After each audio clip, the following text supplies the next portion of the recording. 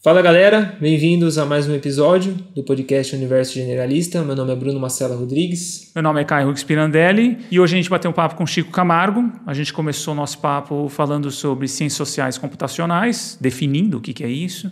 Depois a gente falou sobre tratamento de dados para transformar ele em modelos que podem ser comparados, né, e que podem ser usados para analisar padrões ao longo do tempo.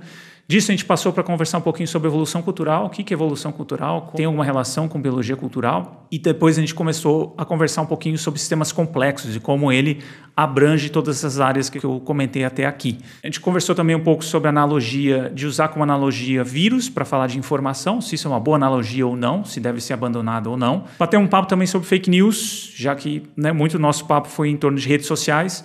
O que a gente tem de dados de pesquisa em torno de fake news, o que a gente pode afirmar sobre fake news. E, por último, a gente falou um pouquinho sobre complexidade do comportamento humano e o limite dos dados na área dele. Acho que é isso, Bruno, vai passar o currículo do nosso convidado.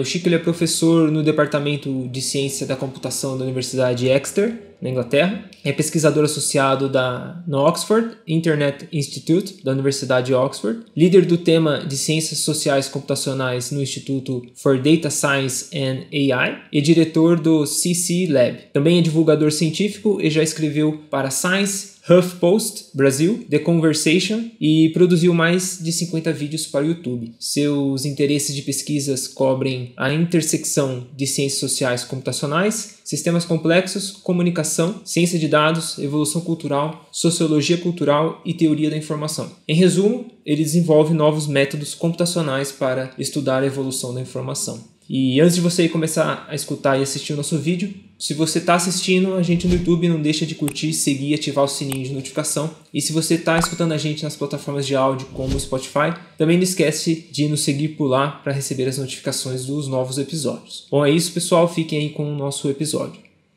Olá Chico, obrigado por aceitar o nosso convite, por bater esse papo. Olá, muito obrigado pelo convite, prazer estar aqui. Massa. E Chico, a gente sempre começa com o histórico do nosso convidado. A gente queria saber de você como foi a sua trajetória até chegar na área de ciências sociais computacionais e evolução cultural. Vixe, teve alguém me perguntando isso outro dia também. Eu mudei de área várias vezes. Eu comecei fazendo uma graduação em Ciências Moleculares na USP, que é um curso de exatas e biológicas para quem quer fazer pesquisa, mas não sabe direito no que, mas sabe que é nas ciências. Na época, eu sabia que gostava de biologia, de física, coisas assim. Na verdade, eu entrei na USP fazendo física, fiz 6 meses, falei, não, fui para o Moleculares. No Moleculares, eu descobri a mistureba de biologia com matemática, então acabei migrando para essa área. Eu queria resolver equações falando de células, fiz isso um pouco, e daí prestei para um doutorado na Universidade de Oxford, fazendo uma coisa nessa linha também, fazendo biologia de sistemas, que é, assim, usando a linguagem de hoje, é ciências de dados com biologia, basicamente. Uhum. E na época eu fiz isso porque eu estava fazendo estágio no final da graduação em Oxford, eu vi essa oportunidade de doutorado, falei, opa, vamos tentar. Deu certo, deu sorte, consegui uma bolsa, e daí eu ingressei no doutorado lá em 2013. É um programa, eles chamam de Doctoral Training Center, que é assim, é um jardim de infância para doutorandos. Você tem um ano ali para meio que decidir o que você quer da vida, ficar pensando, meio moscando, e daí você se compromete com um doutorado propriamente dito, com um projeto e tal. Fiz isso, mergulhei na área de evolução, estudando evolução com um físico como orientador. Então, eu sentava do lado de gente fazendo, lidando com termodinâmica, lidando com sei lá o que quântico, e eu estava lá estudando evolução e biologia de sistemas. No meio desse bolo todo, eu acabei descobrindo 2 coisas. Uma, que eu estava de saco cheio de só resolver equação e eu queria lidar com mais dados. Gosto muito de modelos matemáticos e computacionais, mas eu queria lidar com dados. E a segunda coisa que eu descobri que eu queria trabalhar com gente, estudar o ser humano. Então, contente com a evolução, mas eu percebi que eu queria estudar evolução de coisas feitas por pessoas, cultura. E nesse meio bolo eu descobri essas áreas que hoje a gente chama de ciências sociais computacionais, evolução cultural, e foi uma trajetória meio ping-pong, e eu acabei, então, indo atrás de um pós-doc que me permitisse virar de vez na direção das ciências sociais. Eu achei um pós-doc no instituto chamado Instituto da Internet de Oxford, é o Oxford Internet Institute, que é um instituto interdisciplinar nas ciências sociais.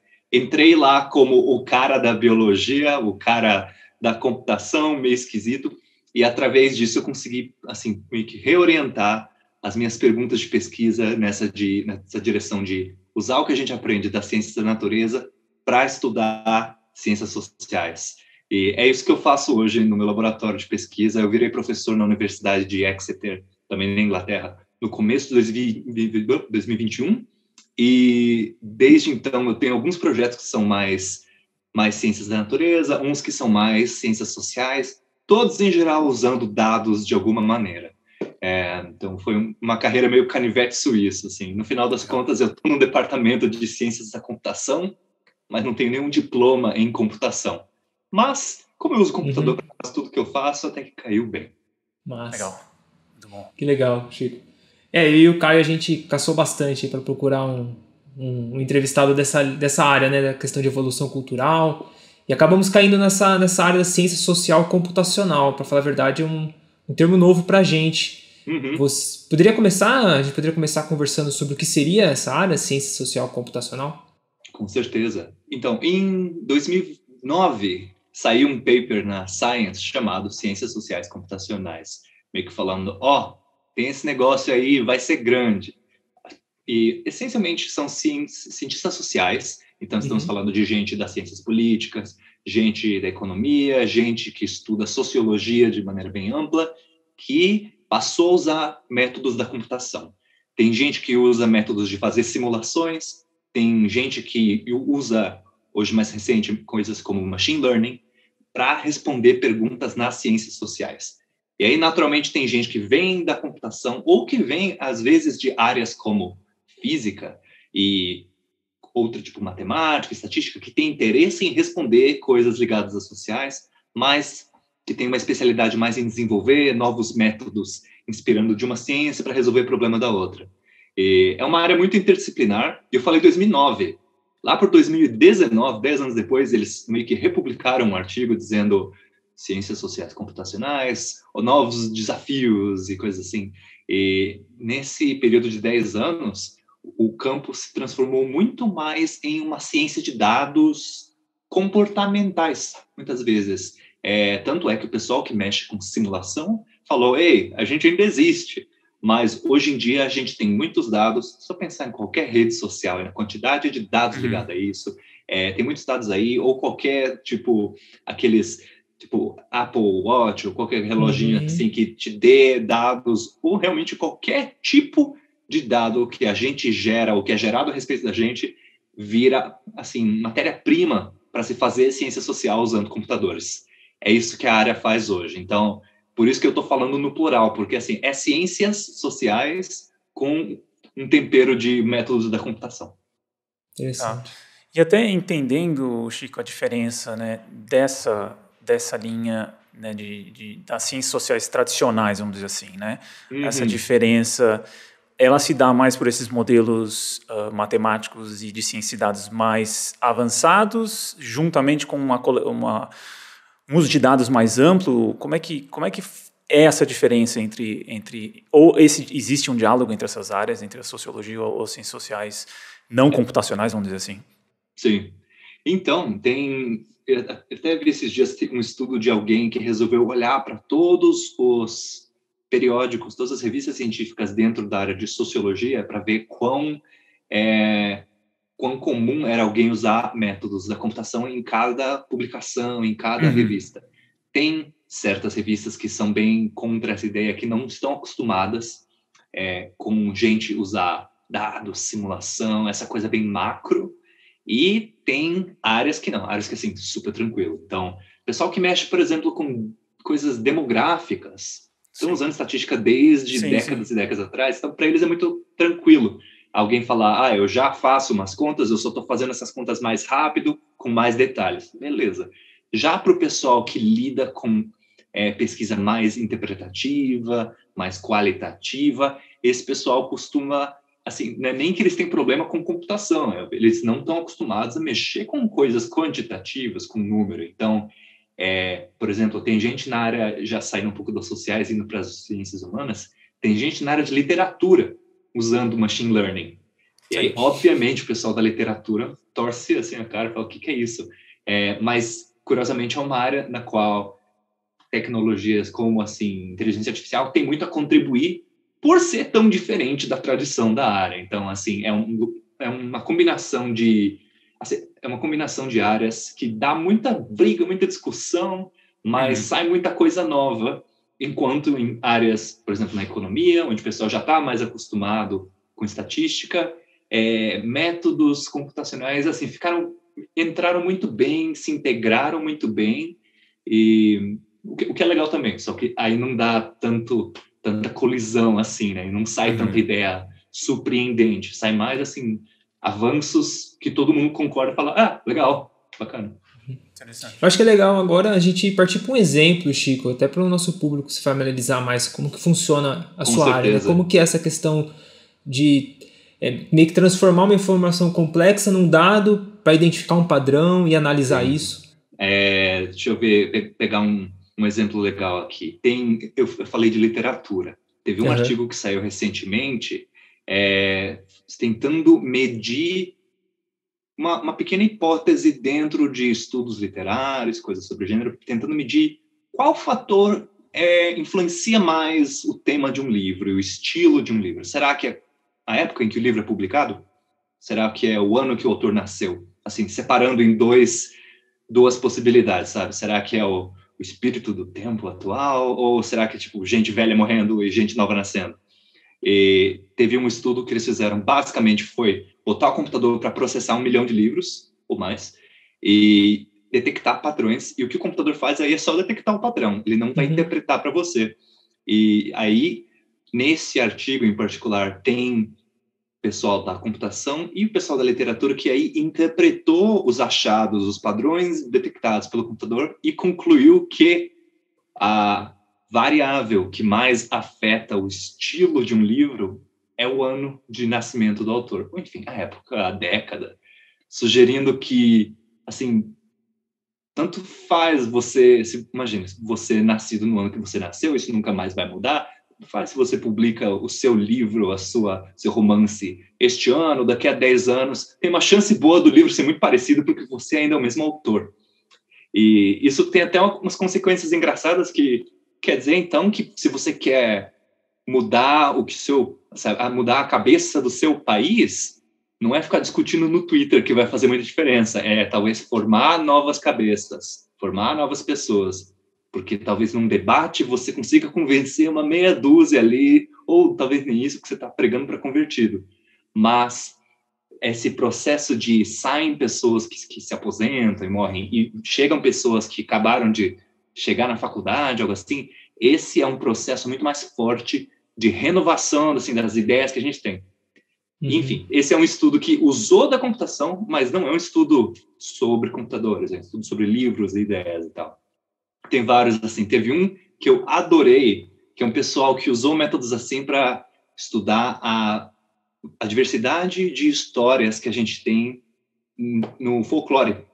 Assim, por exemplo, na historinha da Chapeuzinho Vermelho. Tem um estudo que autores pegaram várias versões da história da Chapeuzinho Vermelho, e, novamente, assim, milhares de versões de países, cidades, bibliotecas diferentes, escritas às vezes em línguas diferentes, bota o computador para analisar tudo aquilo e meio que montar assim, uma tabela dizendo qual versão é mais parecida com qual versão. E daí a pessoa que estuda esse assunto pode tirar várias conclusões a respeito. A etapa de compilar esses dados e juntar tudo é o que o computador faz. E aí tem estudo atrás de estudo, pegando assim, a vantagem de que o computador é como se fosse um time de estagiários que faz tudo muito rápido. É isso, ele não vai necessariamente pensar por você, mas vai automatizar alguma etapa pequena do seu trabalho. E aí entra também a questão do que não tem você não sai com uma identificação de padrão única, né, e universal para tudo isso, né? Você tem toda essa você tem que calibrar, né, essas estruturas, ou seja, não tem sempre um algoritmo único que vai medir tudo igual. E esse processo seria o mais a maior de interação humano-máquina, vamos dizer assim. É nesse processo? Como é que... Então, essa é uma coisa que muitas vezes pessoa que é de uma área como ciências sociais, às vezes até a economia, que é assim, que usa bastante estatística, muitas vezes a pessoa pensa que algoritmo é uma caixa preta, se aperta o play e vai, mas na verdade cada um desses estudos que eu estou mencionando tem assim uma montagem, uma linha de montagem diferente que, por exemplo, que o pesquisador pode, nesse exemplo aí da história da Chapeuzinho Vermelho, o pesquisador vai ter que pegar pequenas ferramentas computacionais, pequenos algoritmos que vão ler a mensagem, que vão ler o texto em diferentes línguas, arranjar um jeito de combinar elas de maneira que faça sentido, e cada pecinha nessa linha de montagem é uma coisa que o pesquisador tem que colocar e verificar que está dando certo, quase como se você tivesse contratado assim, um mecânico para montar teu carro, e cada carro é bem único. E aí entra muitas vezes pessoas da computação que falam, ok, já fiz isso tantas vezes que eu vou meio que assim transformar isso numa ferramenta de uso único. E essa ferramenta para várias pessoas usarem sem eu precisar estar lá trabalhando com elas. Então, por exemplo, tem um estudo que eu fiz que eu botei computador para ler 70 mil artigos de jornal, algo assim. Essencialmente, a gente pôs o computador para ler 70 anos de Der Spiegel, o jornal alemão, e 70 anos de The Times, de Londres. Eu não vou ler 70 anos de jornal. Então, botei um computador para ler tudo isso e eu queria ver quais eram os assuntos que apareciam ao longo do tempo. E qual era a diversidade de assuntos cobertos? Será que tem períodos na história em que um jornal ele cobre menos assuntos, em média? Ou cobre mais assuntos? Assim, é de se esperar, por exemplo, que quando tem guerra, tudo que o jornal vai falar é sobre guerra. E tem certos efeitos que a gente já sabe, por exemplo, nos Estados Unidos, quando Donald Trump era presidente, 2 em cada 5 notícias no jornal eram sobre o Trump, quando não mais. Ele meio que tomava conta ali da atenção. É como se parece que o jornal tivesse um número de páginas limitado, muito embora isso acontecesse para jornal online também. É como se o jornal tivesse, sei lá, 100 páginas para usar e, quase metade vai ser usada para falar do Trump. E para fazer um estudo desses, eu não tinha uma ferramenta que é contadordeassuntosdejornal.com. Não tinha isso. Então, eu tive que pegar ferramentas de leitura, ferramentas de contagem estatística e montar uma linha de montagem. E nesse ponto, o trabalho de ciências de dados, essa altura é ciência de dados, é um trabalho muito criativo. Existem várias ferramentas para se usar, mas você acaba passando muito tempo tentando garantir que cada passo funciona muito bem. E aí tem gente nesse ecossistema de pesquisa, tem gente que se foca só em produzir ferramentas que funcionem melhor, como um engenheiro mesmo, sabe? E tem gente que prefere só usar essas ferramentas para responder perguntas sobre história, política, folclore, o que for. Eu estou meio no meio. Legal. E só uma curiosidade, Chico. Quando, por exemplo, aí vamos dizer, você publica o artigo, né? O código, o seu algoritmo, você é obrigado a deixar ele aberto para verificação de pares?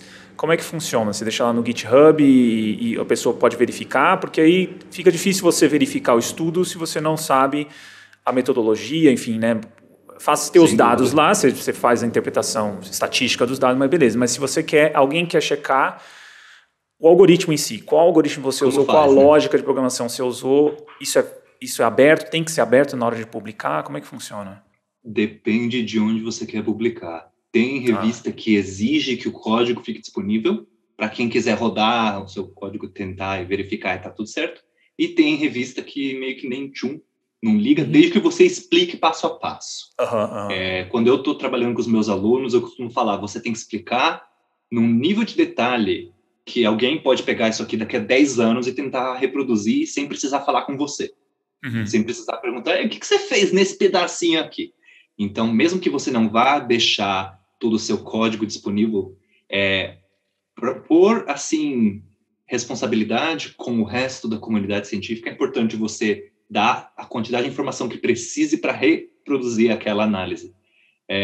Eu achei muito legal o que teve um pessoal não foi da NASA, mas numa dessas descobertas astronômicas recentes aí, acho que foi quando teve as ondas gravitacionais, uns anos atrás, eles não publicaram todos os dados da agência espacial, porque era muita coisa, mas eles deixaram público um pedacinho de código e com o conjunto de dados necessários para produzir a peça principal do artigo deles. E mesmo eu, que não sou astrônomo, baixei os artigos, os dados, apertei, rodou, produziu o gráfico lá, e nesse ponto estava extremamente transparente, o que foi muito legal, mas isso não é comum.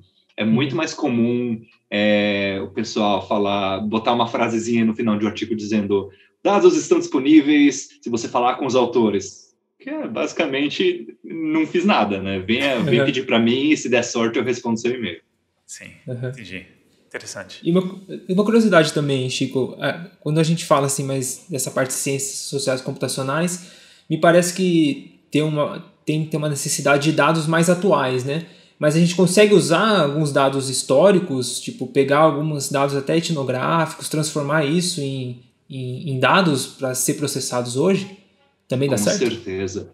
Tudo depende do que está disponível. Então, eu mencionei esse caso de olhar o Der Spiegel 70 anos atrás. Por sorte, esse jornal tem lá no seu arquivo.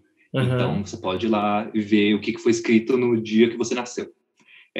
Tem muito arquivo parlamentar, por exemplo, que é fácil de acessar. E, inclusive, essa é uma maneira que vários governos totalitários têm de tentar esconder suas falcatruas. Impedir o acesso a dados passados, a dados antigos ou dados recentes. Mas, sim, tem gente usando esses métodos de computação nas ciências humanas, nas ciências sociais, para estudar coisas de passado, assim, pré-histórico. Legal. Sem exagero. E aí, pré-histórico é até interessante, porque você aí cai numa área em que não tem dados. Tipo, dados do que tinha antes do Homo sapiens. Não tem muita coisa. Então, você cai numa área em que, a arqueologia mesmo depende de, sei lá, você encontrou uma pilha de vasos e panelas quebradas no meio da Jordânia, que é uma cidade antiga da época do Hércules, sabe? Claro que não, Hércules, mas enfim. Mas, tipo, coisa velha. E aí, como é que você faz? A arqueologia, tradicionalmente, ela não é uma ciência quantitativa, não é uma ciência que usa dados. É uma ciência muito mais de fazer hipóteses e meio que discutir o que parece uma explicação convincente. Mas hoje já tem gente tentando usar, por exemplo, simulações e alguns dados para tentar testar hipóteses, usando, nesse caso, a computação e, especificamente, simulações, como uma ferramenta de pensar para ver, por exemplo, imagina que eu encontrei uma pilha de caco de louça no meio de uma cidade na Jordânia e eu estou tentando explicar por que essa pilha está ali nessa cidade específica. Eu posso ter todas as hipóteses do mundo, mas pode ser que alguma hipótese, quando você realmente for levar as consequências a sério, ela não faz o menor sentido. Simulação entra para tentar ajudar nisso, tentar criar como se fosse quase um videogamezinho de... Um cenário, né? Um cenário, exato. Então, se as pessoas forem quebrar os potes ali e o fluxo de mercadoria for para não sei onde, então a pilha de lixo vai estar lá. Nessas horas, um método de simulação ajuda muito, mesmo quando não tem muitos dados. Legal. E, Chico, agora entrando mais para esse lado da evolução cultural, né? Então, queria que você pudesse definir para a gente essa ideia de evolução. A cultura evolui, a gente pode usar como analogia a evolução biológica, enfim. Eu acho que é no Origem das Espécies que o Darwin está lá argumentando como que ele acha que as espécies evoluem, está lá propondo essa ideia de seleção natural. E eu acho que é nesse livro mesmo que ele usa línguas como analogia. Ele fala, por exemplo, o inglês e o francês meio que descendem do latim com influências de outras línguas. E hoje a gente sabe muito bem que tem línguas passadas que têm uma grande influência em línguas presentes. Tem áreas de países que têm sotaques diferentes, porque são áreas, às vezes, que receberam uma influência de imigrantes, ou ficaram geograficamente isoladas e por isso desenvolveram seu sotaque específico. Esses mecanismos, que eu estou falando no contexto de língua, a gente entende muito bem no contexto biológico.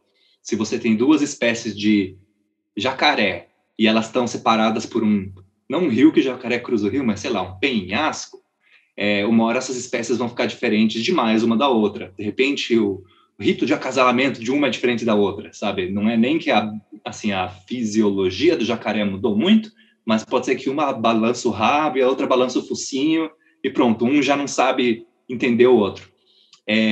Biologicamente, a gente chama isso de evolução biológica.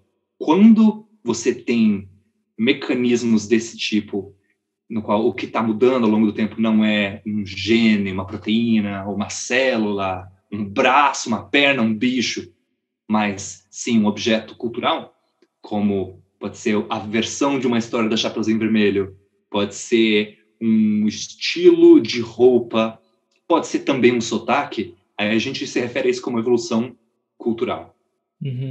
Tem algumas ideias no desenvolvimento dessa disciplina de evolução cultural que ajudaram muito.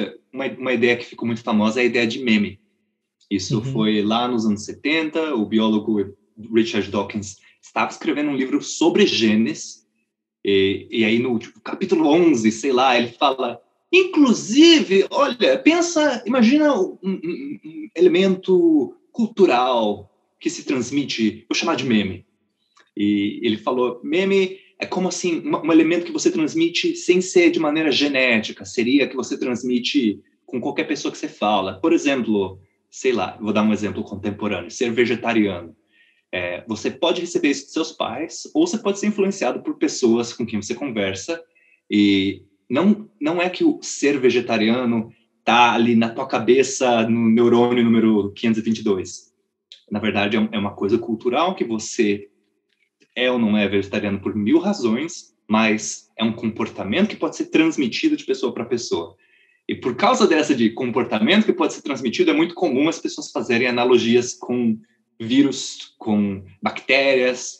Na verdade, a ideia de ideias se espalharem como patógenos é uma ideia muito velha também. É um meme muito velho.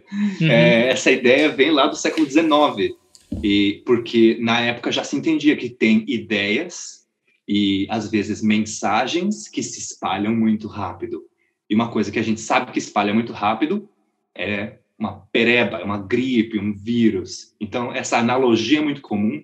E a parte bacana é que a analogia, obviamente, não é perfeita. Então, pegando o exemplo de vegetarianismo, não é se você está perto de uma pessoa vegetariana, ela espirra e você, quero comer brócolis. Não funciona assim. Mas, ainda assim, quando você vai tentar ver os padrões matemáticos por detrás disso, as equações que você usa para escrever uma coisa são muito parecidas com as equações que você usa para outra, para biológica e para cultural. Esses fenômenos que eu falei imagina que tem um penhasco separando o jacaré. Esse fenômeno serve tanto para o jacaré quanto para sotaques. Dá na mesma. Tem uma região super isolada, esqueci onde, dos Estados Unidos, é uma ilha que fica assim mais afastada do continente, e o sotaque na língua inglesa deles é super esquisito, porque é uma ilha que está separada do país faz tempo. Da mesma forma que, sei lá, a Austrália está separada da Ásia faz muito tempo, então bicho que tem num lugar não tem no outro. É a mesma ideia. Isso também explica, por exemplo, por que no Reino Unido, apesar de ser um país do tamanho, sei lá, do estado do Paraná, tem tanto sotaque. É porque lá tem gente falando inglês faz tanto tempo que já deu tempo da evolução, assim, separar vários sotaques diferentes, tal. E evolução cultural é isso, é esse arcabouço de ideias que tem a ver com biologia, mas que a gente usa para falar de cultura, falar de gente. Legal. Inclusive, para quem está ouvindo e quiser, a gente teve um episódio que a gente gravou com um linguista, né, o Fernando Orfão de Carvalho, que a gente falou exatamente disso, da linguística histórica, né, e comparativa. Então, a gente explora, é um episódio bem longo, mas que ele explora desde a base até esse método comparativo, entender até a evolução, né, prever evoluções da língua, mudanças na língua ao longo da história, e eu acho que tem tudo a ver com a tua área, que, enfim, é inviável fazer isso sem computação, né, no meio. Com certeza. E a computação permite essas áreas ir muito mais longe. Eu passo, assim, quase todo aluno que eu oriento, eu tenho praticamente a mesma conversa. Falo para eles que tem coisas em certas ciências que a gente sabe medir e ninguém questiona. Sei lá, se eu vou medir quantos gramas de açúcar tem numa colher. Ninguém vai discutir o que é um grama, o que é açúcar, o que é a colher. Tá? Isso é bem claro. Já quando eu vou medir, por exemplo, eu falei a diversidade de assuntos que o jornal está cobrindo. Bom, eu posso medir isso de várias maneiras. E não tem, assim, uma verdade absoluta para eu dizer a medida certa é essa. Como que você mede? A diversidade de assuntos no jornal vai ser igual a 2,5. 2,5 o quê? Sabe? 2,5 graus Celsius? O que é isso? Você precisa, nesse caso, como cientista social, computacional, de dados, seja o que for, precisa pensar muito se o negócio que você está medindo, melhor dizendo, se essa medida que você está usando naquele contexto realmente mede o que você quer medir naquele contexto. Esse é um troço que pessoal que estuda educação, pessoal que estuda psicologia sabe muito bem. Eles chamam isso de validade do construto, que é basicamente ver se o construto que você está tentando medir realmente está sendo medido. Então, se eu sou um psicólogo e eu escrevo, sei lá, uma enquete perguntando: você está feliz hoje? De 1 a 10, como feliz você está? E você fala 6. 6 o quê? Será que esse 6 realmente está dizendo que você está feliz? O pessoal da psicologia já sabe, já entende esse problema faz muito tempo. O pessoal nas ciências de dados, nem tanto. Tem muita gente ainda na ciência de dados que não se atentou para esse detalhe de que tem muitas maneiras de medir alguma coisa e nem toda medida vai dar o resultado, vai medir o que você está querendo capturar ali. Então, na minha pesquisa, eu passo um tempão fazendo isso, tentando descobrir a maneira certa de responder as perguntas que a gente tem. Entendi. Legal, Chico. Eu queria entender agora, Chico, essa questão, talvez um exemplo mais específico da evolução cultural e se o que eu estou pensando faz sentido, né? Quando a gente fala de evolução, por exemplo, evolução biológica, a gente leva em consideração o quesito de seleção, né? Então, se a gente olha para uma característica do corpo humano, a gente vai tentar olhar para o nosso passado e ver as características da seleção no qual esse corpo passou e foi selecionado determinada característica. Para uma cultura, né, determinado aspecto cultural, ele está presente hoje, ele passou também por esse processo de seleção com certeza. E o estudo das ciências computacionais sociais tenta entender isso, o que levou em consideração para essa cultura estar emergindo hoje, essa característica cultural estar emergindo? Com certeza. O pessoal da evolução cultural está sempre se perguntando por que algo está presente hoje. Às vezes é fruto do acaso. Então, sabe, às vezes, por exemplo, por que a gente lê da esquerda para a direita e não da direita para a esquerda? Eu nunca vi nenhum estudo a respeito, mas dado que tem língua que lê de um lado para o outro, do outro para o lado, eu vou dar um palpite que foi, assim, um acaso, foi o que aconteceu lá no latim e ficou até hoje, porque daria muito trabalho reverter. Esse é o tipo de situação que a gente chamaria de um acidente congelado. Sabe? Teve alguma época em que isso ainda era discutível, mas do momento que virou uma convenção, daí não tem jeito.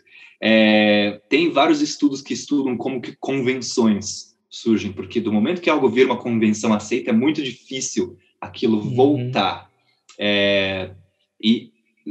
O que torna algo uma convenção está ligado aí a quais coisas selecionam aquele objeto. Por exemplo,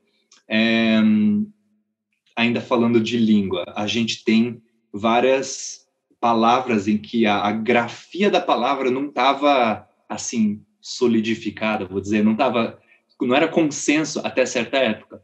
Talvez se lembre de, assim, estudar em literatura na escola, tinha algumas coisas em umas palavras com Y, farmácia com PH, às vezes tinha, em inglês, às vezes tem uns S em vez de F, coisa assim. Esse tipo de coisa surge quando você tem, várias grafias possíveis, mas em algum momento alguém está com um dicionário e isso meio que assim, sossegou. Agora todo mundo vai escrever da maneira que está no dicionário. Trazendo para um contexto um pouco mais recente aqui, imagina que você tem vários memes competindo por atenção. Sabe? Se a gente parar para pensar em todos os memes que a gente viu ao longo deste ano. A gente está em junho, então, sei lá, tem vários memes que eu vi esse ano, mas qual que eu lembro? Bom, o meme que eu vou lembrar, estou falando meme assim, num sentido mais amplo possível. Então, pode ser o meme da Nazaré fazendo conta. Quais memes eu vou lembrar? Vou lembrar os que foram mais populares, vou lembrar os que me chamaram mais atenção por serem mais absurdos ou mais engraçados, vou lembrar os que, na minha rede específica, fizeram mais sucesso, de repente eu compartilhei, os meus amigos deram risada, então eu lembrei. Eu vou lembrar os memes que foram salvos no meu WhatsApp, então ficou ali mais presente. Todos esses mecanismos que são psicológicos, com o WhatsApp são tecnológicos também, eles acabam, no final das contas, influenciando a chance de eu reencontrar este meme no mês que vem. Então, eu tenho o meme da Nazaré fazendo conta, salvo no meu celular, como uma figurinha de WhatsApp. Então, na prática, isso aumenta a fidelidade de transmissão deste meme. Por isso que você ter objetos culturais que você pode salvar como um JPEG ou como uma figurinha de WhatsApp, isso aumenta a chance disso ser transmitido de novo, sem perder essa fidelidade. Então, você ia aumentar a seleção, assim, o coeficiente de seleção dele. Enquanto um meme que não dá para salvar de uma maneira tão óbvia como uma figurinha, como uma imagem engraçada, se o meme ele é mais abstrato, fica mais difícil de você garantir que ele vai se transmitir de maneira, assim, com alta fidelidade. Então, tem muito meme, principalmente em rede social, no Twitter, no Facebook, que são coisinhas escritas, que é uma piada, é meio que assim, um formato de piada que a gente sempre dá risada, mas, como é um negócio difícil de salvar, fica difícil de transmitir. E para dar um último exemplo, imagina comparar um filme com uma cena daquele filme. Estou pensando um filme de, 2 horas, com uma cena de 5, 10 segundos. O filme, se eu quiser transmitir esse filme e garantir que esse filme vai se transmitir e vai ser lembrado por muito tempo, eu vou ter que dar um jeito de passar essas 2 horas de um celular para o outro, uma pessoa para outra, ou mandar todo mundo ir no cinema. Agora, se eu quiser pegar um clipe de 5 segundos, é muito mais fácil. Eu passo no WhatsApp, boto no YouTube, transformo em GIF. Todas essas coisas aumentam a transmissibilidade desse meme, desse objetinho cultural. E alguém pode fazer um remix, pode fazer assim, uma variante diferente. Tudo isso pode acontecer e tem várias analogias aí com a biologia. Nesse ponto, o que o filme perde, ele sofre mais nesse processo de seleção, é o fato de ser difícil transmitir um filme. Porque você pode até baixar um arquivo, mas não quer dizer que você vai assistir, gostar, sei lá o quê. Então, dá muito mais trabalho transmitir um filme. Então, na prática, se você for fazer essa analogia com biologia, é como se fosse um bicho que dá muito trabalho se reproduzir. Enquanto o clipezinho de 5 segundos é como se fosse um rato que faz, 50 ratinhos por ano. E a maioria morre, mas algum vai sobreviver para o ano que vem, sabe? Sim. E fazendo uma analogia, Chico, ainda para a parte biológica, você falando assim da possibilidade de salvar, né, a possibilidade de transmitir essa informação, se você faz uma analogia com a biologia, é como se atualmente nós estivéssemos meio que a cada dia passando por uma mudança climática, né? Por exemplo, comparado a na década de 50 ou século passado, em que o fluxo de informação era totalmente diferente, né? Então parece que a seleção demorava um pouquinho mais para ocorrer. Parece que agora talvez... Muito mais rápido. Muito mais rápido, né? Sim, tem estudos medindo isso, que principalmente em redes sociais, que os assuntos do dia giram muito mais rápido. Twitter, por exemplo, eu tenho a impressão que se algo dura mais que 48 horas, é raro. Esse tipo de coisa a gente vê também assim dentro dos assuntos que a gente conversa com outras pessoas, tal. Tem ambientes em que o assunto fica um tempão ali e tem ambientes que realmente é tanta coisa ao mesmo tempo e todo mundo tão conectado que tem um assunto que é assunto só por 5 horas e daí já mudou de assunto. É só ter um grupo de WhatsApp com uma família grande que você já entende, né? Você está tentando conversar um negócio, chega alguém falando, meu carro quebrou! E é isso, é o que você falou, muito assunto, muito ao mesmo tempo. É como se tivesse um grande jogo das cadeiras, com 200 pessoas tentando disputar 5 cadeiras a cada, dia, algo assim. Sim. E é uma mudança no algoritmo, por exemplo, como o WhatsApp, né, que permite você responder um tópico específico. Às vezes fica 3 conversas ao mesmo tempo, só que cada um respondendo um tópico, né? De uma conversa que estava ocorrendo. Esse seria um estudo divertido de fazer, tentar ver como que a adição desse recurso aí de responder, como que isso afetou a quantidade de assuntos simultâneos que a galera leva ali. Nesse ponto, redes sociais permitem, por exemplo, que a gente que a gente se importe com notícias muito diferentes do nosso vizinho. É diferente de todo mundo ouvindo rádio ou assistindo TV, sabe? Eu nem conheço as minhas vizinhas de cima, eu conheço de vista, de dar oi, mas eu sei que elas não falam português. Então, eu tenho certeza que elas não estão nem aí para notícia do Brasil. Ou posso estar errado, né? Coisas assim. E nesse sentido, isso aumenta a diversidade de ideias que a gente vai estar transmitindo, porque cada um está transmitindo as suas. Muito legal. E, Chico, qual que é a relação de sistemas complexos, né, e a importância dele para a área de ciências sociais computacionais e até entendimento de evolução cultural? Isso é um grande tudo junto e misturado. Assim, um sistema complexo, definindo de uma maneira bem rápida, é um sistema feito de várias partes, em que o todo é mais que a soma das partes, digamos assim. A ideia é que, assim, uma coisa complicada, na palavra complicado, o plique, é o mesmo plique de multiplicação, de duplicar, e ele vem do latim da palavra para dobrar, ou do grego, não lembro. Então, pensa num cobertor que você dobra de novo, ficam várias camadas, o plique é camadas. Uma coisa complicada, uma coisa com muitas peças, mas que, assim, uma peça fazendo o seu papelzinho e outra fazendo o papelzinho, então é como uma receita com muitos passos, mas é tranquilo, sabe? É só você fazer um passo atrás do outro. Um texto, nesse sentido complicado, seria um texto longo, cheio de coisa. Agora, complexo é quando o plex vem da palavra para trança. Então, quando algo é entrelaçado e tem muitas interações entre uma parte e a outra, você acaba tendo um todo que não é só um monte de parte acumulada, mas que é tudo bem embolado e misturado. Então, para dar o exemplo de receita, de novo, imagina que eu tenho uma receita com 5 ingredientes, mas porque eu juntei os 5, daí vai ter uma reação química muito louca e vai causar uma explosão na minha cozinha. É mais nessa linha.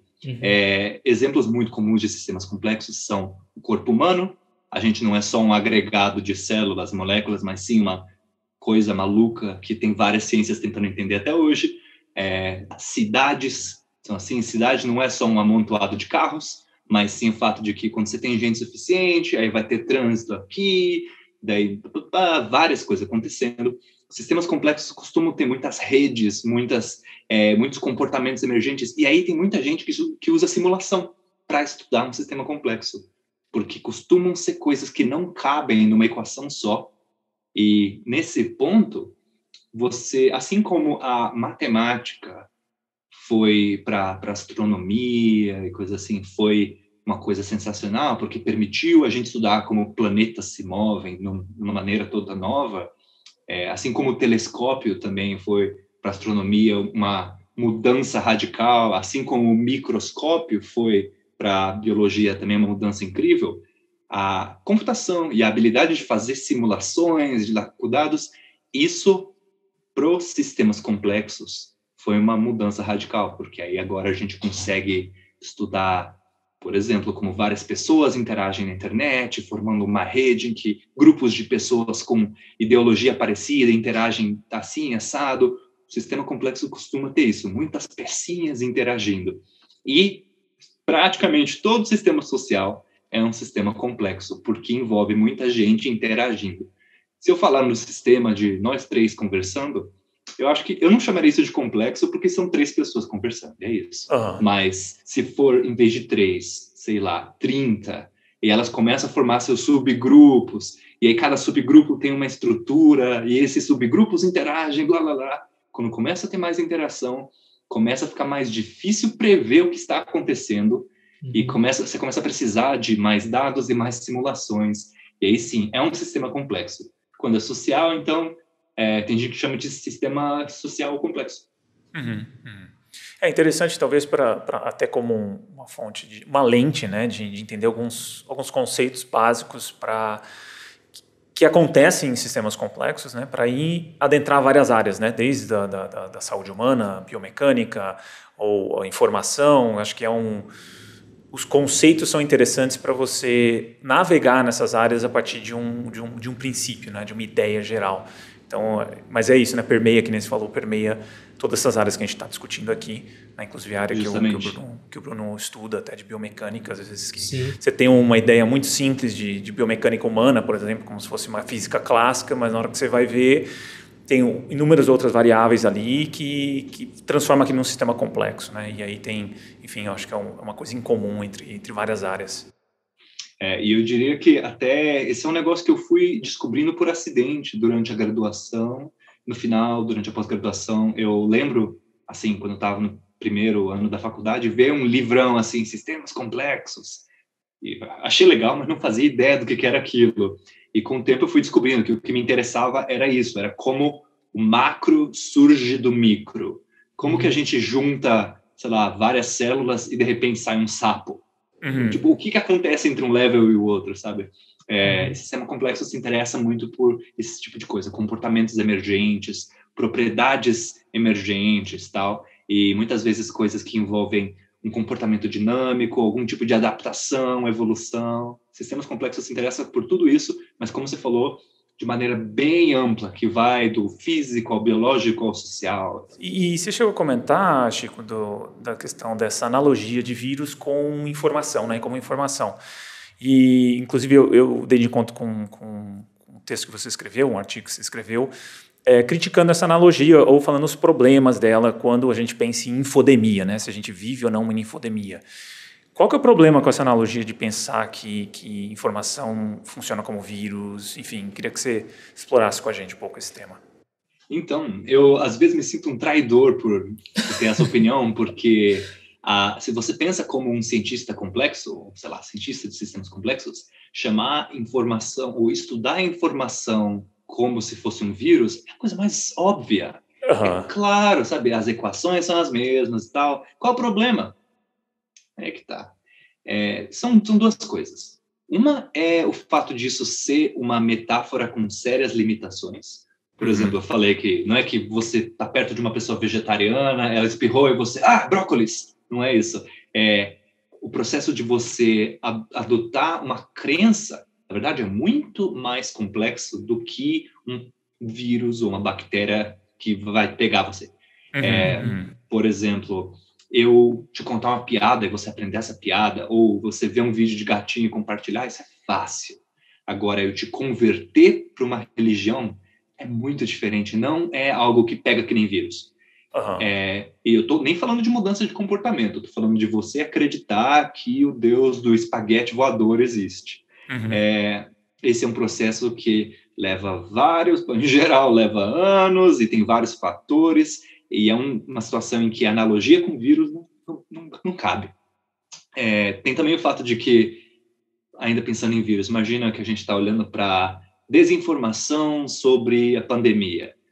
Tá, vou chamar desinformação de vírus. Então, o que é o vírus exatamente? Será que cada notícia que eu compartilho é o vírus? Ou cada notícia falsa? Ou será que se eu não tenho nenhuma notícia falsa espalhando, então eu estou sem vírus? Mas as notícias de verdade que também se espalham assim. E será que cada variante é como uma variante Ômicron do vírus? Não está claro. Porque, assim, a ideia de meme não foi feita para levar isso tão a sério. A ideia de meme é útil para a gente pensar, mas não dá para dizer com precisão que é isto ou aquilo. Mas isso assim, é mais uma coisa de falar para cientistas, sabe, pegarem leve. Eu costumo falar para o pessoal, quer fazer essa analogia? Tá bom, faz, mas faça assim, conscientemente das limitações do seu estudo. O problema maior é quando esse tipo de analogia é usada por governos. Governos muitas vezes estão tomando decisões rápidas, com pouca informação, então ter uma metáfora útil para o que um governo quer fazer é muito conveniente. Então, por exemplo, A fake news é um grande termo guarda-chuva maravilhoso. O que é fake news? Qualquer coisa. O Trump várias vezes falava, você é fake news. Que raios quer dizer isso, né? Fake news literalmente seria uma notícia falsa, mas tem, às vezes, uma foto fora de contexto, dá-se em conta como desinformação e tal. E tem governos hoje já que, usando a justificativa de lutar contra as fake news, baixaram novos decretos, de centralizar o poder na mão, seja de um primeiro-ministro, de um presidente. O Orbán, na Hungria, por exemplo, ele tinha basicamente o direito de prender qualquer jornalista acusando de fake news. O Putin teve coisa assim, no Brasil, no México teve coisa parecida, e tudo isso com a grande justificativa de tem que parar a fake news. Infodemia tem a mesma possibilidade, teve já acho que uns 18, 19 países no mundo que, usando a justificativa de que estamos passando por uma infodemia, uma grande epidemia de desinformação, a gente tem que centralizar o poder nas mãos do presidente. Teve vários países que fizeram isso. Mas essa ideia de que há uma crise de desinformação, a questão de crise ali é perigosa porque é bem comum governos usarem a justificativa de que existe uma crise para tomar medidas totalitárias, para falar tem uma crise, alerta vermelho, toque de recolher, coisas do gênero. Então, no final das contas, o que eu falei junto com o meu coautor nesse texto sobre a metáfora da infodemia gente, pega leve, fica esperto. Às vezes é melhor você sacrificar uma manchete chamativa para tentar ser um pouquinho mais preciso e não dar, assim, não alimentar esse bicho totalitário, sabe? De repente falar, não, o que a gente tem? A gente tem, sei lá, propaganda de governos estrangeiros tentando influenciar a opinião pública de um país. É isso, não é uma crise em que desinformação corre solta. Também porque informação não nasce em árvore, né? Principalmente no contexto de desinformação, tem gente sendo paga para produzir isso. E eu não estou falando exclusivamente do Brasil, estou falando de assim, países e países ao redor do mundo que tem gente, tem empresas sendo pagas para manipular a opinião pública. Então, chamar isso tudo de um grande vírus da desinformação é muito conveniente para eles, porque daí fica parecendo que, brotou aí, né, tem umas fake news e sei lá de onde veio, quando, na verdade, veio de uma pessoa sendo paga, sei lá, para trabalhar 8 horas por dia. Então, esse é o meu maior problema com chamar de infodemia, porque parece que é culpa de ninguém. Entendi. Sim. Eu e o Caio, a gente já debateu bastante sobre isso aqui no podcast, já trouxemos até alguns entrevistados para falar sobre isso, sobre a questão do quão influenciável nós somos, né? Daí entra essa questão do fake news. E a gente queria saber de você, Chico, como que vocês enxergam essa questão sobre lidar com informações tão complexas e, ao mesmo tempo, lidar com o comportamento humano, né? Já aproveitando essa sua analogia que você fez como vírus, né? Que na verdade não seria assim, já que o comportamento humano envolve personalidade, envolve vários outros componentes. Vocês levam isso em consideração até para criar um modelo, até para entender algum fluxo de informação? Sim, e esse é um negócio que fica martelando na minha cabeça o tempo todo. Como fazer um estudo que simplifique na medida certa? Qualquer modelo científico, modelo matemático, um modelo com computação, ele vai ser uma simplificação intencional. Então, se eu estou estudando um negócio em que o meu indivíduo, a minha simplificação vai ser que ele interage com todo mundo que vê pela frente, eu sei que a vida real não é assim, mas pode ser o suficiente para eu testar uma hipótese sobre comportamento humano. Tem um estudo que eu estou preparando para o resto do ano que vai ser que a gente chama de ciência cidadã, que é não coletando dados, na verdade é recebendo doações de dados, mais ou menos como o Instituto Butantan recebia doação de cobra, sabe? Eu acho que eles pararam porque veio cobra demais e eles com certeza pararam de fazer propaganda a respeito disso, porque não precisa mais, todo mundo sabe. Ciência cidadã é isso, né? Essa coisa de o ser humano, o cidadão querer ajudar a ciência em vez da ciência vir extrair dados dele como uma mineradora, assim, né? E eu estou trabalhando num projeto que vai ser justamente tentando lidar com a informação que a gente recebe para consumir. Então, os vídeos que aparecem recomendados para mim no YouTube, sabe? Isso é uma coisa que dá para se estudar, dá para estudar quais recomendações do YouTube as pessoas recebem, mas o que é difícil de estudar é a consequência dessa informação que você consome no seu comportamento real. Então, se eu, sei lá, eu não quero me vacinar, daí eu vejo um vídeo de uma influencer biomédica falando vacina, porque isso é importante. Tem uma chance disso afetar minha vida e, assim, nunca vai ser o vídeo só. Vai ser sempre o vídeo e as conversas que eu tive com os meus amigos e a experiência que eu tive na minha vida até hoje. E você fazer um estudo que meio que destrinche uma coisa da outra e tenta explicar o que está acontecendo é um trabalhão. E por isso que é uma área de pesquisa muito ativa, porque tem gente tentando entender, de um lado, de onde vem, para onde vai toda essa informação, quem está financiando, por exemplo, desinformação, e tem o lado de estudar qual é o impacto real disso na vida das pessoas. Tem até uma coisa que talvez seja surpreendente, mas que a gente ainda não tem um consenso científico, é se propaganda, tipo, que a gente recebe no Instagram, se elas realmente funcionam ou não. Assim, na minha experiência pessoal, eu diria que sim, mas também porque eu tento usar o Instagram para isso, sabe? Eu quero comprar um sofá, então eu fico clicando em todo sofá que aparece para ele me dar mais sofá. Mas eu não sei se realmente propagandas têm o poder de mudar a opinião política das pessoas. Tem estudos dizendo que sim, tem estudos dizendo que não, porque é difícil de estudar esse negócio. E por isso que a gente precisa de mais gente que se interesse pela parte de social, comportamento humano, mas que se interesse pelos métodos também, para criar métodos melhores para estudar essas coisas. Sim, para a gente explorando essa área, né, o tanto que a gente tenta explorar, é bem isso, assim, né, a gente vê, cada um fala uma coisa, assim, de tipo, a gente sempre tenta buscar os pressupostos, né, então quando a gente fala assim, não, fake news é um grande problema, as pessoas, tipo assim, então tá, as pessoas são tudo trouxa, não é bem assim que funciona, qual que é o, né, sempre o trouxa é o outro também, sempre quem tá falando é o esperto, então aí qual que é o que a gente tem de informação bem, vamos dizer assim, bem estabelecida em termos de estudo de como funciona a persuasão, como, né, a vigilância epistêmica, como uma coisa que eu fui estudar depois, né?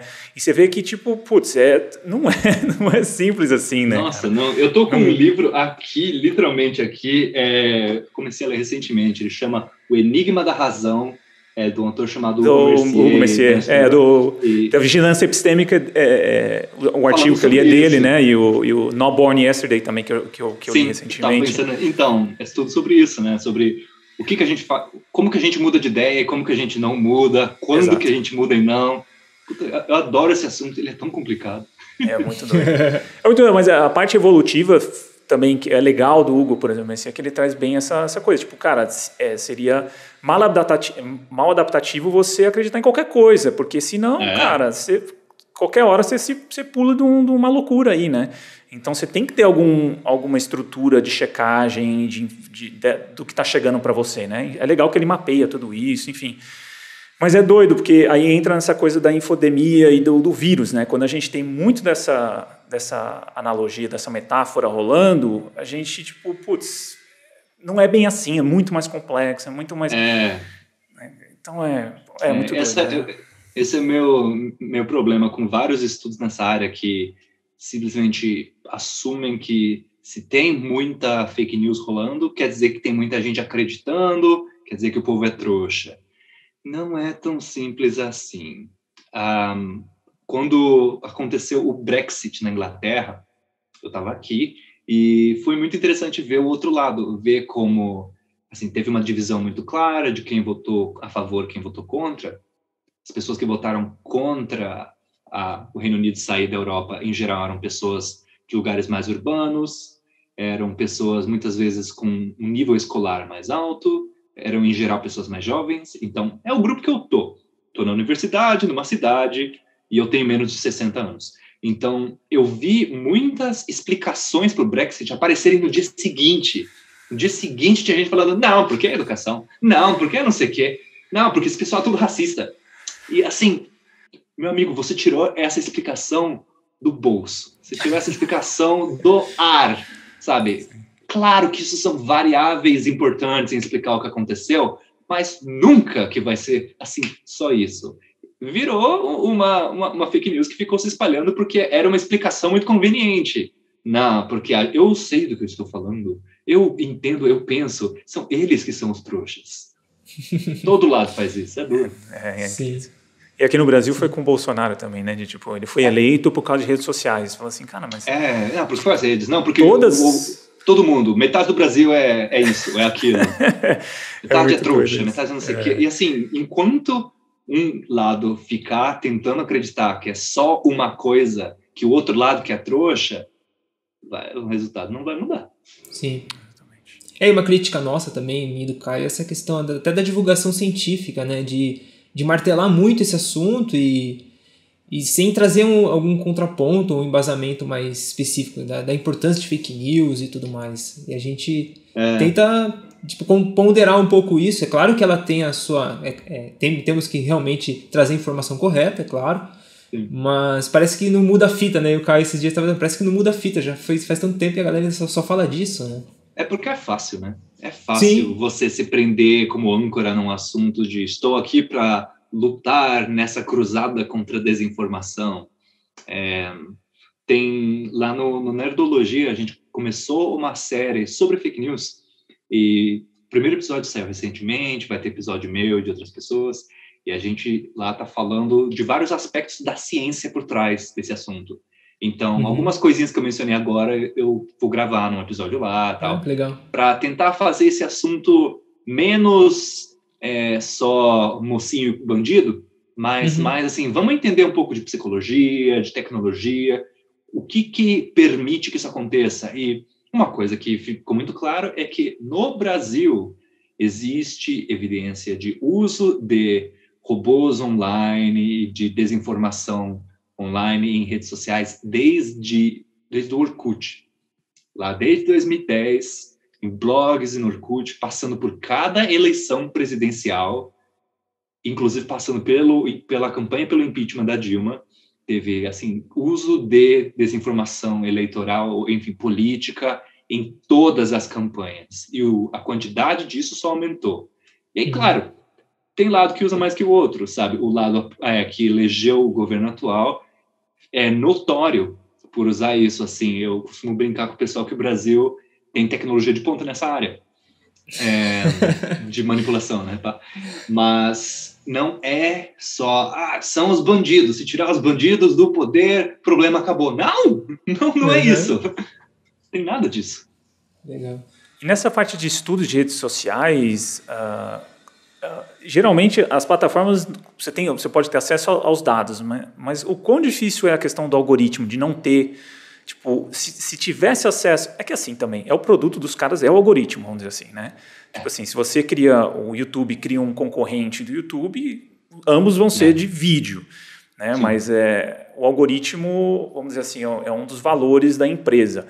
Como é que é trabalhar com dados sem acesso ao algoritmo, cara? É tentar... Porque muda também o algoritmo o tempo todo, né? Sim. Então, mesmo os dados, às vezes, não estão disponíveis.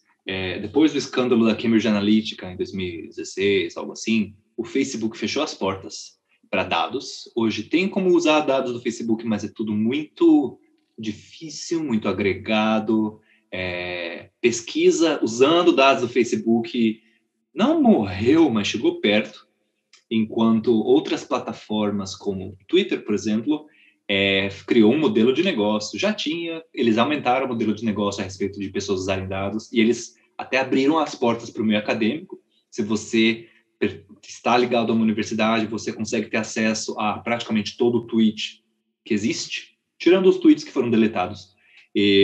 Mas, ainda assim, é só aos dados, você não tem acesso aos algoritmos, no plural, de recomendação que eles têm. Assim, o resumo de como que é isso é difícil. O YouTube, por exemplo, muda seus algoritmos a cada 2 anos e pouco, ou menos. Então, de dentro dessas empresas tem, às vezes, alguns times que estão tentando trazer mais transparência. O Facebook tentou várias vezes e basicamente não deu muito certo. O Twitter tem um time muito legal. Curiosamente, o time ali dentro chama Meta, mas foi uma coincidência pura. A sigla deles é tipo máquinas, ética, tecnologia, sei lá o quê. E é uma equipe que está tentando criar maneiras de colocar pesquisadores acadêmicos para estudarem o algoritmo do Twitter sem abrir as portas para todo mundo ver como é que funciona. YouTube, nem tanto. YouTube ainda é mais fechadão. TikTok, nem pensar, assim. O TikTok, eles não tem nada nessa área. Instagram também não. Mas essa é uma área que tem muita gente muito criativa tentando driblar esses sistemas para estudar como funciona por exemplo, o mecanismo de recomendação dos stories do Instagram.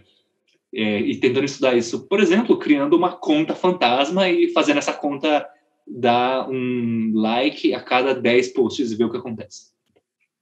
Ou criando um Instagram paralelo com um algoritmo de recomendação bem simples e tentando ver qual é a diferença entre um e outro.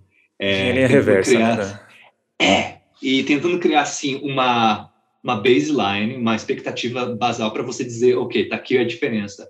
E nisso eu estou falando de pesquisas que eu vi essa semana em congresso. Gente que está discutindo isso muito ativamente. E esse é um ponto que a gente precisa também de mais pesquisa fora dos Estados Unidos, porque tem muita coisa que acontece bem pior fora, na verdade, dos países desenvolvidos.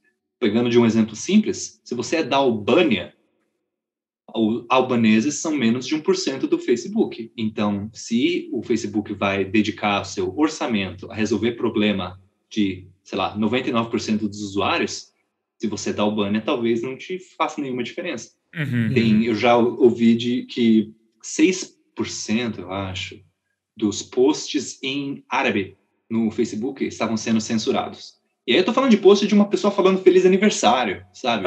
Feliz aniversário, Alá seja louvado, não sei. E censurado.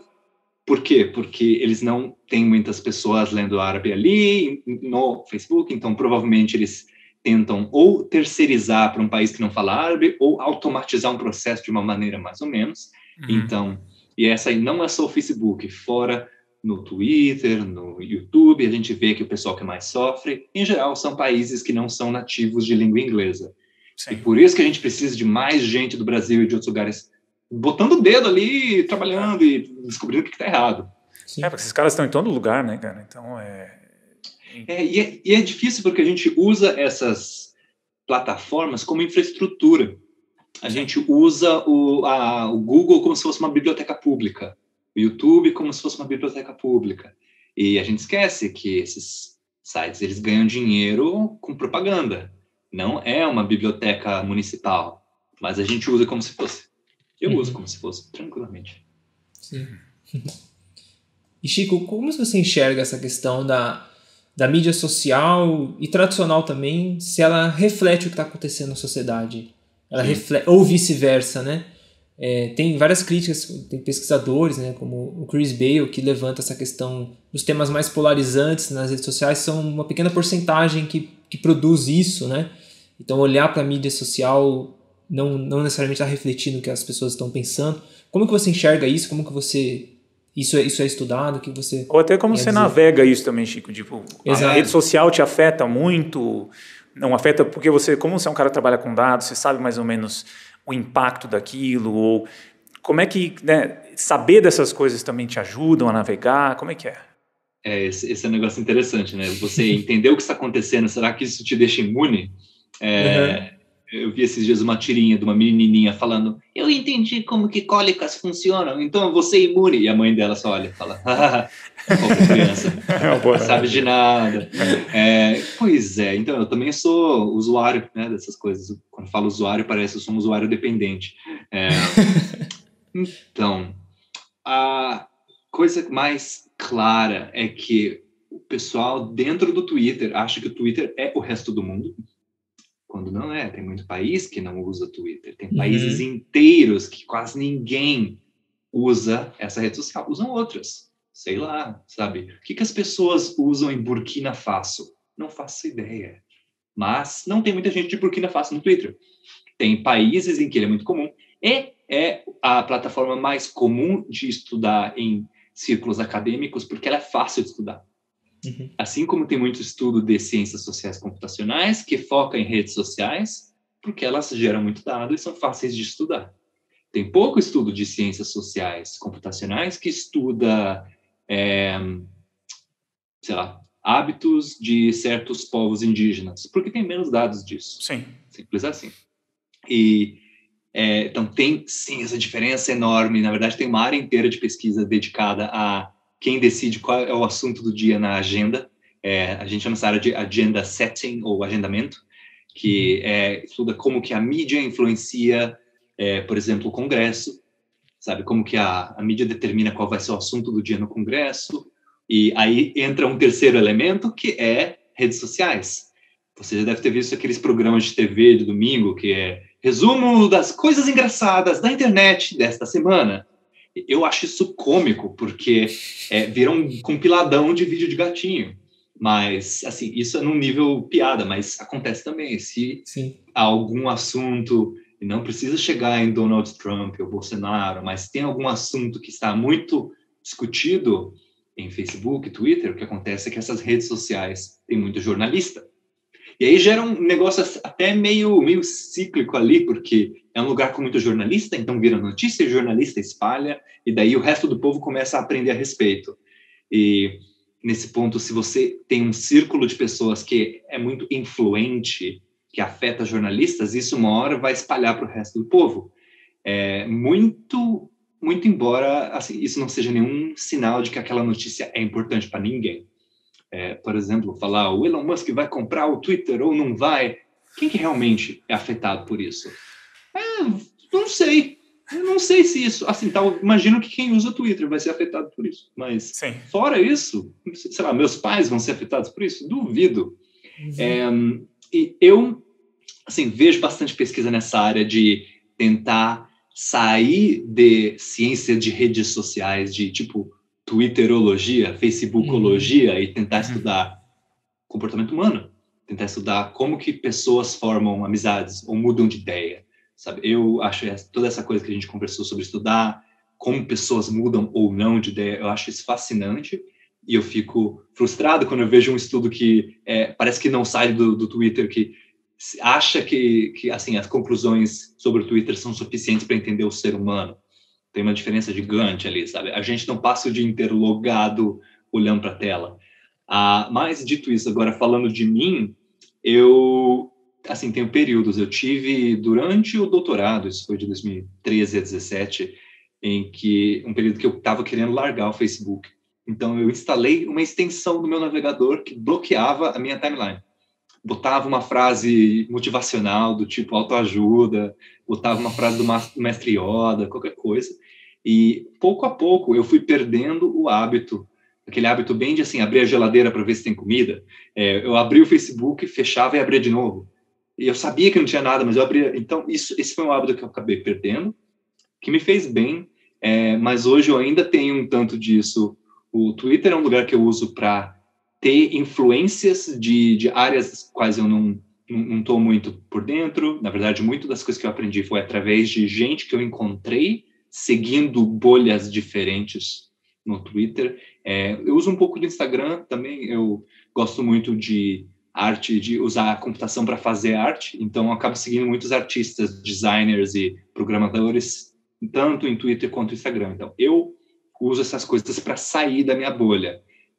Tem muita gente que eu conheço, mas não sigo, ou sigo e deixo no mudo, porque eu estou de saco cheio de ouvir já das coisas que a pessoa fala, então eu quero ouvir de uns negócios diferentes. Então, para mim, eu tento usar as redes sociais de uma maneira ativa. Eu vou seguir pessoas que vão falar coisas que eu quero receber para sair da minha própria cabeça, porque...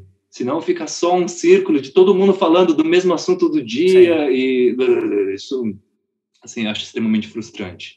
Eu gosto de tentar usar as redes para meio que para me furar minha própria bolha, digamos assim. Sim. Massa. E assim, agora indo mais para um debate mais amplo, assim, Chico, queria mais saber a sua opinião sobre essa ideia de que os algoritmos, uma hora, e inteligência artificial vai tocar o mundão e a interface vamos dizer assim, a interação humana nesse sistema vai ser bem baixo ou desnecessário daqui a um tempo.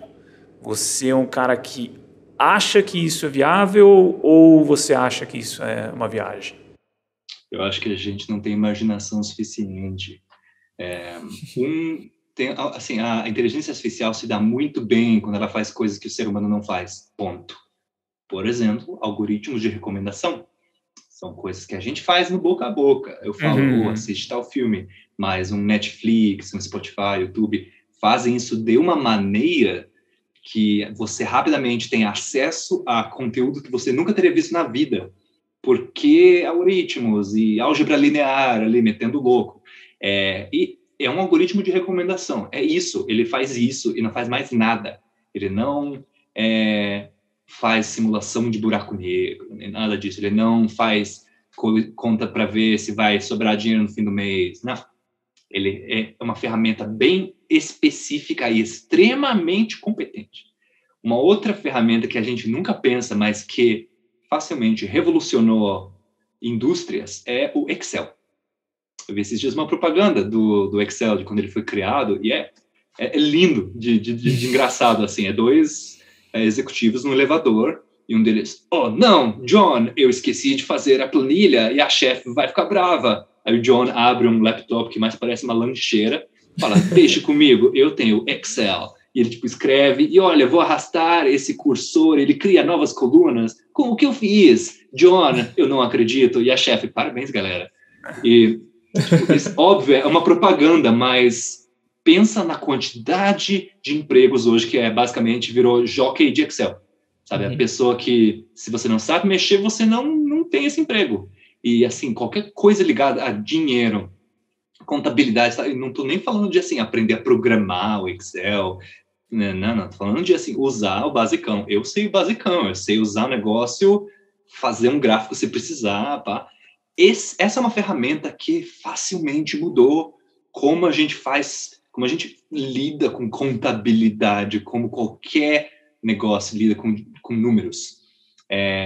O Word e outros processadores de texto em que você pode escrever, apagar, escrever de novo, também mudou tudo. E são ferramentas que não fazem coisas por conta própria. O Excel não faz coisa sozinho, o Word não escreve nada sozinho, mas que mudaram a nossa relação com planilhas, números, nossa relação com o texto. Eu não sei vocês, mas eu não lembro de ver uma planilha assim, física, no papel, com alguém escrevendo coisa na mão. Eu com certeza já vi na vida, mas eu não lembro de uma pessoa profissionalmente fazendo contabilidade dessa maneira. O máximo que eu lembro era meus pais, quando eu era criança, fazendo a continha do mês, vendo se vai fechar. Professor com chamada e nota. Exato, mas eu sou professor e eu já não faço isso. Não faz, você não, mas eu lembro da escola, era na Exato. mão. E aí, eu gosto de usar esses dois exemplos porque são exemplos de algoritmos três, né? Word, Excel e os de recomendação.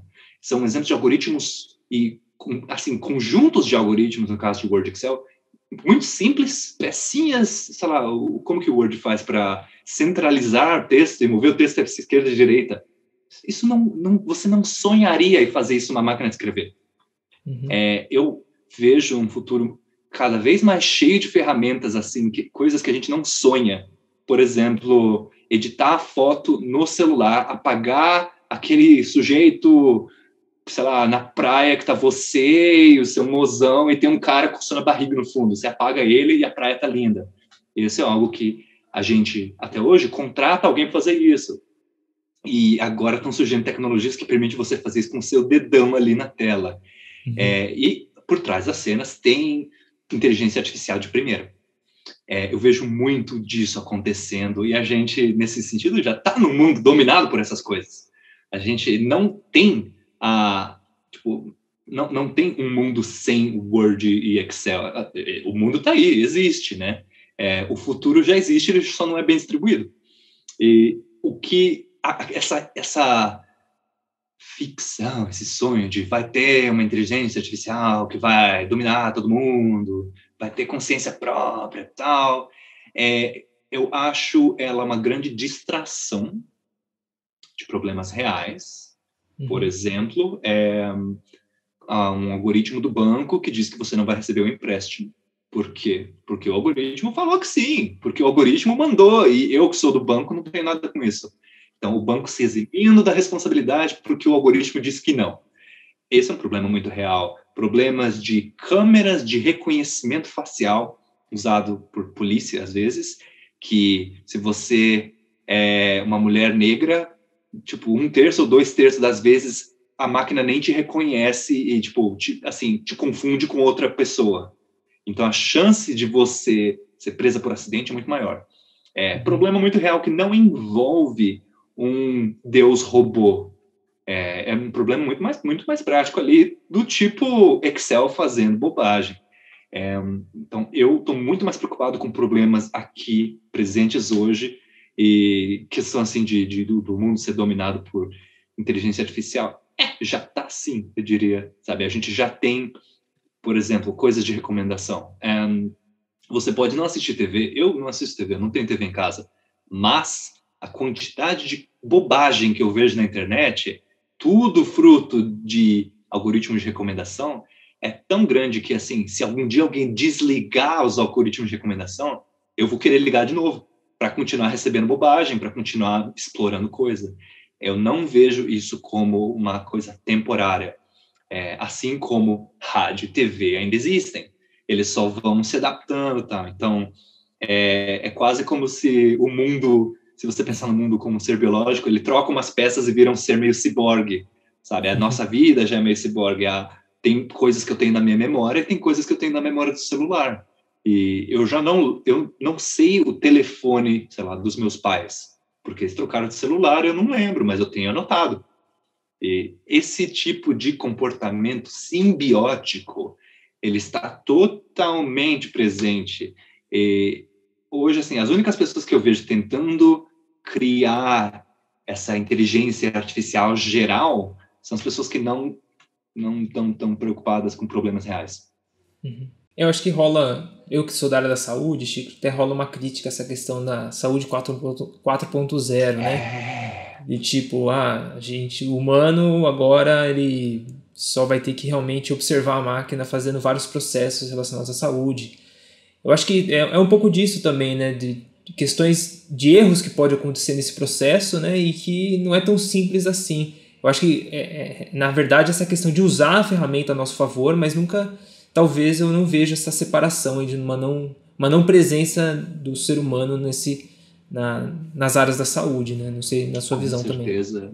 Por exemplo, usar o Google e coisas assim na área da saúde é muito conveniente, mas também tem muitos problemas. Porque se você é um profissional da medicina, você sabe o que procurar e onde procurar, isso acelera a sua profissão. Mas Perfeito. Também permite que eu, paciente, eu vou olhar, eu tô com o nariz coçando, e o Google vai dizer, você tem câncer, você vai morrer. É uma ferramenta, você pode usar, várias pessoas vão usar de maneiras diferentes. Né? Eu concordo, não é algo que dá para dizer, agora vamos ter robô médico e robô enfermeira e a gente vai sentar e tomar uma caipirinha na beira da piscina. Exato. É muito, e tem a interface humana anterior, que é essa parte da base de dados, né? De onde que vem. Então, vamos dizer, para a parte da saúde mesmo. Então, você usa um dado estatístico de saúde do coração de uma população X que nem é um padrão humano, vamos dizer assim, é um padrão cultural muito específico. Você usa essa mesma medição para uma população ou para alguma que não tem a ver, ou qual é o parâmetro de saúde que está sendo dado aqui, né? Então, tem sempre questões que não são tão fáceis assim, a resposta não é tão direta, né? Exige sentar, é a mesma coisa fake news, né? Fake news é um problemão, mas pera lá, para onde está indo? Quem que está recebendo? Como é que funciona a cognição humana? Todo mundo, então, você ouve, você acredita?